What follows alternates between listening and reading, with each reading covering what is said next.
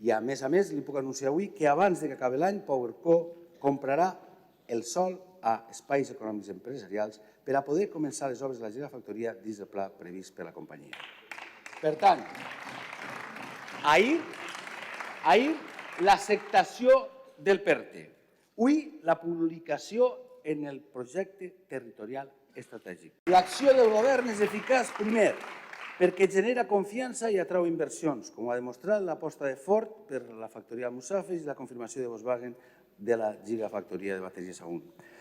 Són eficaces perquè generen ocupació, amb un rècord de persones treballant a la Comunitat Valenciana, 2.500.000 persones. En tercer lloc, perquè generen estabilitat, amb 8 pressupostos aprovats en temps i forma per promoure el treball i enfortir l'escut social. I amb una reforma fiscal per a fer junt el contrari que volen fer vostès. Una reforma a favor de la immensa majoria de la societat. És a dir, Volkswagen, generació de treball, pressupostos i reforma fiscal.